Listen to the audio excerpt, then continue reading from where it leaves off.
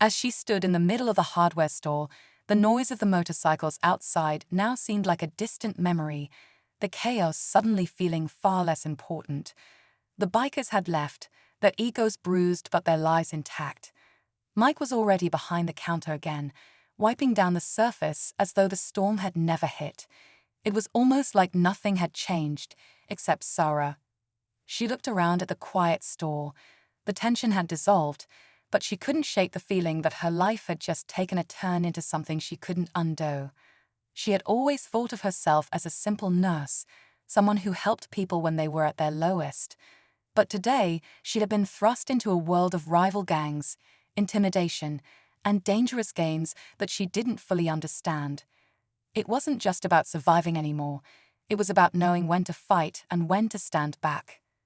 Mike finally looked up from the counter, his expression calm but knowing. "You okay?" he asked.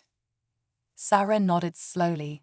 "I think so," she said quietly, though she knew that the unease inside her wasn't going away anytime soon. She had survived today, but who knew what tomorrow might bring? As she left the store and stepped back into the world, she couldn't shake the feeling that everything had changed. She wasn't just a nurse anymore. She was someone who had stared down the worst and walked away. And whoever was watching, whoever had sent that message, was still out there, waiting. David's mind was already working through the situation. He noticed how they positioned themselves, their casual but strategic placement around him. Years of military training kicked in, reminding him to stay alert, assess the environment, and anticipate their moves. The bikers didn't realize it yet, but they weren't the only ones sizing up their opponent. David wasn't looking for a fight, but he wasn't about to back down either. Somewhere deep in the forest, the wind picked up, rustling the trees, as if nature itself was holding its breath for what would happen next. The leader of the bikers, who everyone called Bear, stepped closer, the smirk never leaving his face. He towered over David, but size had never intimidated him. Bear leaned in slightly, his voice low and taunting. "You're awfully quiet. That a sign of respect or fear?" David met his gaze steadily, unshaken.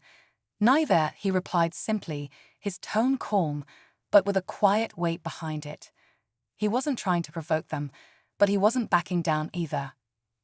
The bikers around him shifted, their laughter fading as Bear's smirk turned into a scowl. "You've got guts," Bear said, his voice carrying a hint of surprise. "But guts don't mean much out here." Meanwhile, the rest of the group began circling slowly, like wolves closing in on prey. Their movements were subtle but coordinated, an unspoken signal passing between them. David caught every detail, the crunch of their boots on gravel, the way their eyes darted to each other before locking back on him. They were testing him, waiting to see if he'd crack under the pressure. What they didn't know was that David had been in situations far worse than this. His mind flashed briefly to the missions he completed in hostile territory, where every move could mean life or death. Compared to those days, this was a different kind of battlefield, but the principles were the same. Stay calm, stay focused, and never show weakness. Unbeknownst to the bikers, someone else was watching from the shadows. A hiker who had taken a different trail was now hidden behind a tree, their phone trembling in their hands as they recorded the unfolding scene.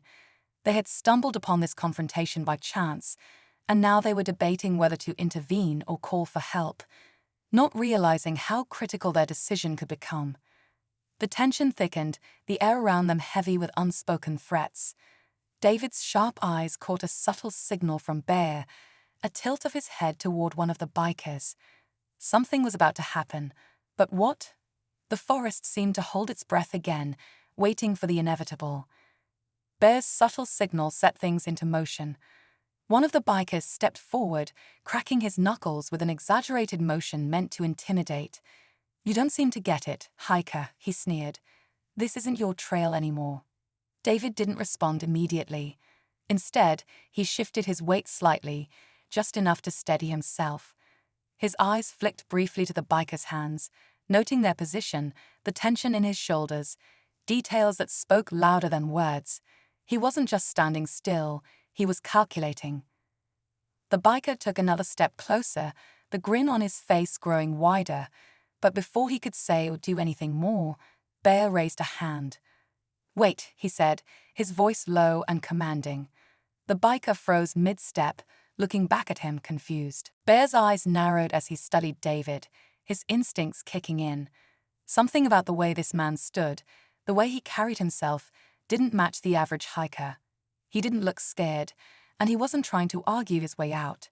It was like he was waiting, prepared for whatever came next. Bear didn't like it. "Who are you?" Bear asked finally, his tone more serious now. The playful taunting was gone, replaced by something colder. David hesitated, the faintest smile tugging at the corner of his mouth. "Just someone who knows when to pick his battles," he said. It wasn't the answer Bear was looking for, and his expression darkened. The tension was now unbearable, the other bikers exchanging uncertain glances. Even they could sense the shift. The forest seemed to grow quieter, the usual hum of nature drowned out by the pounding of hearts and the distant rumble of thunder. From the shadows, the hidden hikers' phone trembled as they zoomed in on the scene. Every second felt like an eternity, the standoff teetering on the edge of chaos. Whatever was coming next, it was going to change everything. Before anyone could make a move, a low, distant growl broke through the tense silence. It wasn't the rumble of an engine or thunder, it was something else entirely. The bikers turned their heads toward the forest, their bravado briefly interrupted by confusion. David's sharp gaze didn't waver. He noticed how even Bear's shoulders stiffened, his confidence faltering for the first time. The sound came again, closer this time, echoing through the trees. Whatever it was, it didn't belong to the quiet forest David had hiked into earlier. The hidden hiker behind the tree froze, their phone capturing every second as their breathing quickened. They swung the camera toward the trees, trying to catch a glimpse of whatever was out there. The bikers' uneasy laughter broke the tension, but it was clear they were no longer focused solely on David. "What was that?" One of them muttered, his hand drifting toward a pocket knife clipped to his belt. David remained still, scanning the shadows. He didn't flinch when another low growl came, this time louder, more distinct. It was coming from the direction they'd all walked in from, the only clear path back to the parking lot. His instincts screamed that something was wrong, but he stayed quiet, watching how the bikers reacted. "Probably a bear," Bear said, though his voice lacked its earlier swagger. "Relax. We've handled worse." David finally spoke, his tone even but firm. "If it's a bear, you don't want to be standing here arguing." His words hung in the air, and for a brief moment, the group seemed to consider them. Then, from the forest's edge, a pair of glowing eyes emerged, piercing through the shadows like a warning. The growling intensified, followed by a low, menacing snarl that sent a shiver through the group. The bikers stepped back instinctively, their earlier confidence unraveling as the reality of their situation hit them. But David didn't move. He stood his ground, his expression unreadable, as though he knew something the others didn't. Whatever was out there wasn't just a wild animal, it was something that would force everyone to decide how far they were willing to go to survive. The growling intensified, and the figure behind the glowing eyes stepped forward. It was a wolf, larger than any the bikers had ever seen, its fur bristling and its teeth bared in a snarl that froze them in place.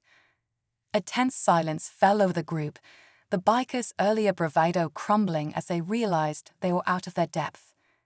David's eyes narrowed, but he remained calm, taking a slow step forward. The wolf's gaze shifted to him, its growls softening slightly. To the bikers, it seemed like madness, walking toward a predator. But David moved with confidence, his body language carefully controlled. He knew enough about animals to understand they could sense fear, and showing any would only escalate the situation. "Stay still," David said quietly, his voice cutting through the tension like a command. The bikers didn't argue. For the first time, they looked to him, unsure of what else to do. David knelt down slowly, picking up a thick branch from the ground. The wolf's ears flicked back, and it growled again, but David kept his movements measured. "You're not here for us, are you?" he murmured, almost as if speaking to the wolf. The bikers exchanged nervous glances, not understanding what was happening. But then, another sound came from the forest, a sharp whistle. The wolf turned its head sharply toward the trees, its posture relaxing slightly. A figure emerged, cloaked in shadows but clearly human. "Good boy," the figure called, and the wolf immediately backed away, returning to its owner's side. The tension in the air shifted, confusion taking over as the bikers tried to process what they were seeing. The man who stepped into the light looked rough but composed, his eyes sharp and assessing. "You're trespassing," he said plainly, his tone calm but firm. David stood, his expression unreadable. "Didn't realize his trail was claimed," he replied. The man smirked faintly. "It's not. But I don't take kindly to people causing trouble out here." His gaze moved to the bikers, who now looked far less confident. Bear stepped forward, trying to salvage some pride. "We weren't causing any trouble," he said, though his voice wavered slightly. The man raised an eyebrow. "Then you won't mind leaving now?"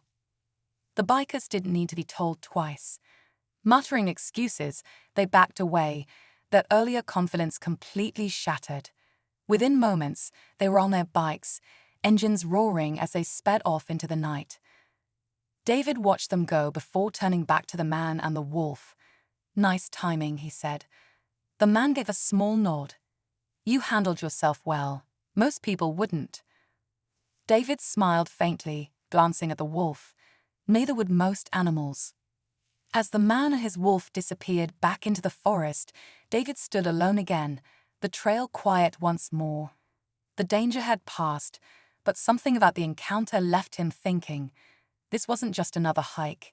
It was a reminder that the wilderness had its own rules, and sometimes the most unlikely allies could emerge when you least expected it. As the hum of the bikers' engines faded into the distance, the forest returned to its quiet rhythm. The wind rustled the trees gently, and the faint chirping of crickets filled the air. David exhaled slowly, finally allowing himself to relax. He adjusted the strap on his backpack, his eyes lingering on the trail where the man and his wolf had vanished. There was something about the encounter that stayed with him, not just the bikers or the wolf, but the way everything had unfolded. It was a stark reminder that even in the most remote places, conflict could find you, but so could unexpected help.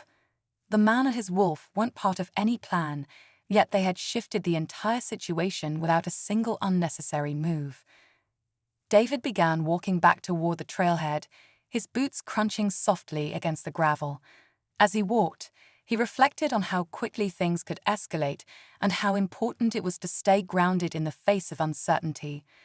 His years of training had taught him how to navigate challenges, but this time it wasn't just his skills that had mattered. It was his ability to remain calm and read the moment. When he reached the parking lot, the stars were beginning to scatter across the night sky. His car was the only one left, its windows glinting faintly under the moonlight. David paused before getting in, taking one last look at the forest behind him. He wondered if he'd ever cross paths with the man and his wolf again. Somehow, he doubted it, but he knew he wouldn't forget them. Driving away, David felt a strange sense of peace. The trail had tested him in ways he hadn't expected, but it had also reminded him of a simple truth. Sometimes, strength isn't about overpowering others. It's about knowing when to stand your ground and when to let the wilderness speak for itself.